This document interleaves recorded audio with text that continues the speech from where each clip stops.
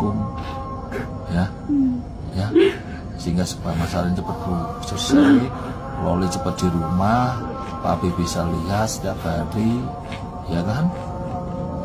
Ya udah, ya. Laura itu sudah sadar dan dia bakal preskon. Kok Loli mau preskon ada yang ketakutan? Kenapa? Kalau emang nggak ngapa-ngapain dan tidak mempengaruhi pikirannya Laura, ya nggak usah takut, santai. Laura nggak dalam tekanan kok sekarang, dia bebas. Pikiran dia sudah jernih, dia sudah tahu mana yang salah dan benar. Jadi nggak usah takut. Kalau orang yang mau preskon ada yang ketakutan, kan lucu ya. Tunda pemanggilan. Ya kalau sakit itu sebetulnya yang tahu dia, dan yang jelas dengan dijelaskan dengan surat sakit dari dokter tentunya. Nah oleh karena itu penyidik lagi berkoordinasi. Itu tunggu saja.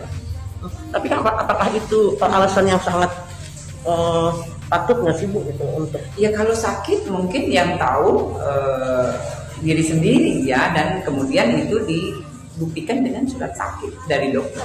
Nah ini yang ditunggu oleh penyidik. Dan artinya, namun demikian setelah ada penundaan ya yang diberikan oleh kuasa hukum VA, dari penyidik Polres Metro Jakarta Selatan sudah menjadwalkan untuk pemanggilan kedua. Ya, dijadwalkan untuk hari Kamis tanggal 13 Februari 2025 jam 09.30 ya, di Polres Metro Jakarta Selatan. Jadi itu lagi disiapkan, kemudian segera dilayangkan. Artinya baru VA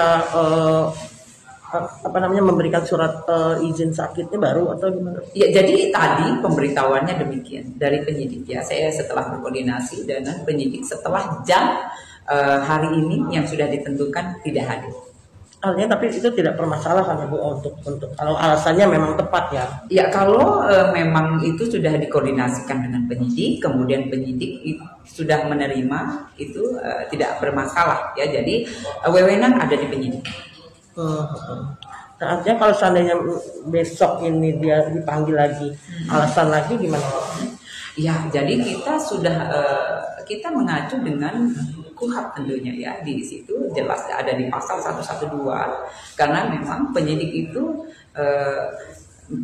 ada ketentuannya memanggil seorang saksi di situ ya, dari mulai kita melayangkan surat sah ya resmi dengan resmi, kemudian sudah diterima dan wajib dari saksi yang sudah dipanggil untuk datang itu.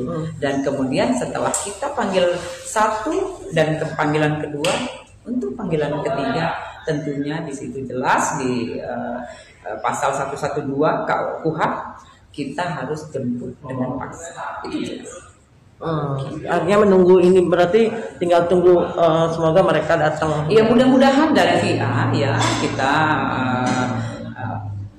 untuk meminta segera ke Polres Metro Jakarta Selatan dengan jadwal yang sudah ditentukan tentunya ya untuk hiking ya namanya apa tuh kalau naik bukit.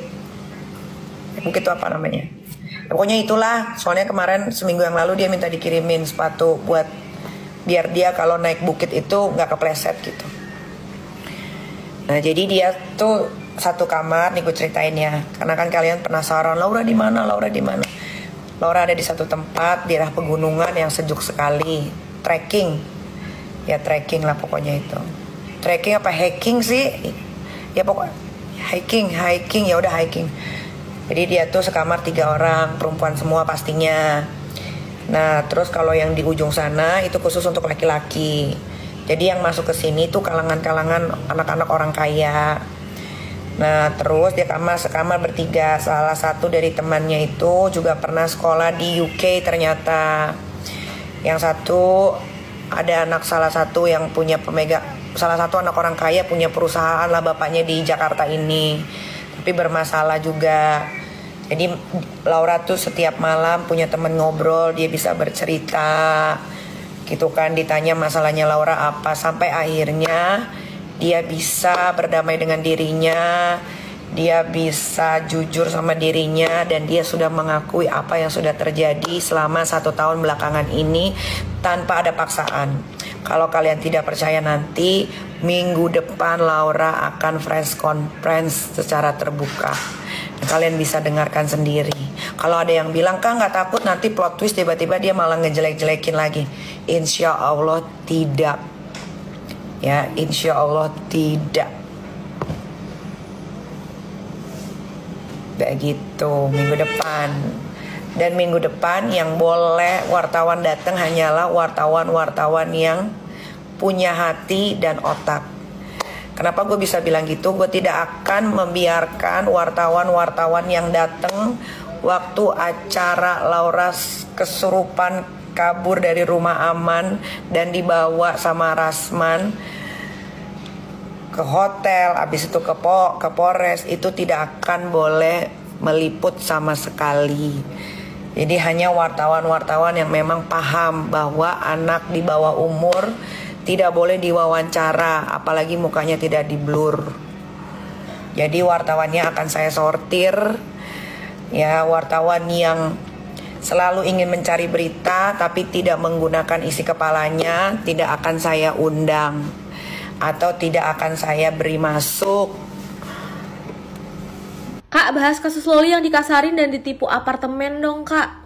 Ini maksud lo gitu kan ya, gue taunya berdasarkan artikel aja nih ya, Wak, gitu kan. Gue tuh bingung sama netizen, kenapa emangnya kalau misalnya dikasarin di publik gitu kan, itu artinya tanda cinta, sayang. Artinya dia menghormati kamu, artinya dia gak pengen kehilangan kamu, dan artinya dia cinta mati sama kamu. Terus yang kedua gitu kan, masalah apartemen yang harganya harusnya 6-7 jutaan doang jadi 11 juta gitu kan sewanya. Itu artinya laki-lakinya emang bener-bener gak pengen lepas dari kamu. Dia sesayang itu sama kamu, makanya dia itu ngelebihin pinjaman uang sama kamu supaya nanti masa depan kalian itu terjamin. Coba deh bayangin, dapet cowok kayak gitu tuh di mana lagi gitu kan? Orang tua aja nggak sebaik cowok itu. Makanya kalau misalnya ketemu sama cowok yang kayak gitu, udah disayang aja, diteruskan aja hubungannya gitu kan. Kayak biarin aja apa kata orang, nggak usah didengerin kalau menurut gue ya. Lagi pula dikasarin di depan publik tuh so sweet gak sih? Kayak semua orang ngeliatin kayak, ih itu pacaran gitu. Gemes menurut gue.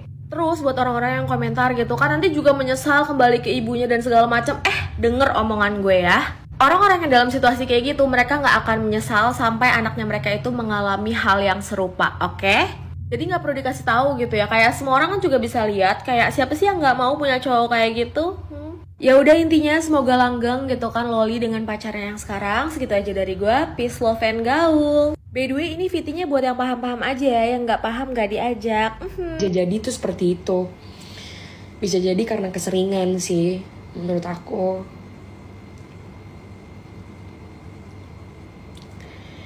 Halo Kak, salam dari Kalimantan. Hai Kalimantan.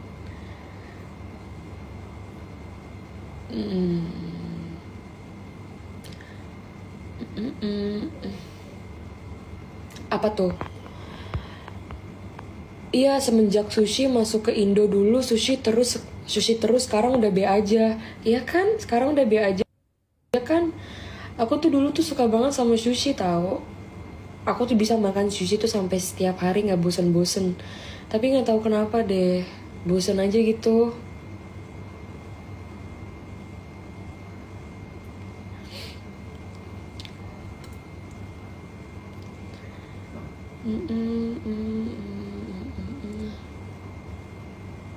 Hai Loli, salam dari Medan ya. Halo sayang, apa tuh? Kak, aku besok mau ke Pondok Indah. Ayo nyusul, aku mau minta foto. Kalau kamu ketemu sama aku di PIM besok, insya Allah nanti kamu ajakin aku foto ya, oke?